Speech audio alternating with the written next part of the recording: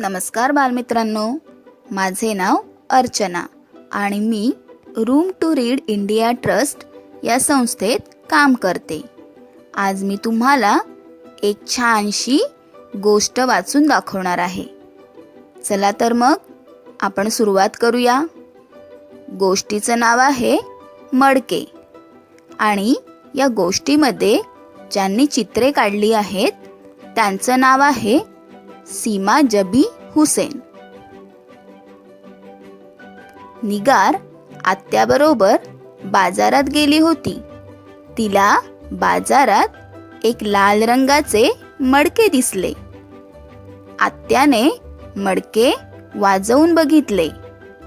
निगारनेही मडके वाजवून पाहिले. आत्या म्हणाली, मडके चांगले आहे. त्यांनी मडके विकत घेतले. दोघी रिक्षात बसल्या.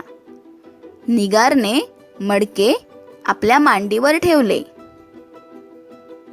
निगार मडके घेऊन घरी आली. साहिलने मडक्यात पाणी भरले. मडक्यातील पाण्यात बुडबुडे आले. बुडबुड्यांचा आवाज येत होता. मडक्यातील पाणी संध्याकाळपर्यंत कमी झाले. त्यातून आवाज येणे बंद झाले. आत्याने मडके धुतले. तिने मडके तिवईवर ठेवले.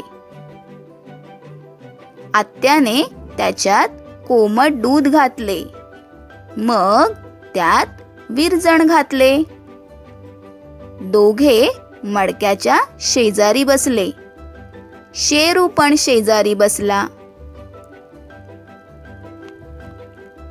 निगारने मडक्यात बोट घालून पाहिले, पण अजून दही झाले नव्हते.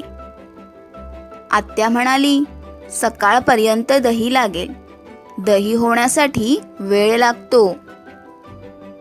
निगार आणि साहिल झोपायला गेले. शेरू मात्र तिथेच बसून राहिला. शेरूने पंजाने मडक्याचे झाकण उघडले. त्याने सारे दूध पिऊन टाकले. सकाळी निगार दही पाहायला आली. शेरू शेजारीच झोपला होता. मग मित्रांनो, कशी वाटली गोष्ट? आवडली ना? चला आपण आता यावर थोड्या गप्पा मारूया. मला सांगा, घरी आल्यानंतर निगार आणि तिच्या आत्याने मडक्यासोबत काय काय केले? त्यांनी मडक्याचा उपयोग कशासाठी केला? अजून एक, तुम्ही बाजारात जाता तेव्हा काय काय गमती जमती घडतात त्या लिहून काढा बरं. अच्छा मित्रांनो, तुम्ही माझ्यासोबत ही गोष्ट वाचली त्याबद्दल धन्यवाद.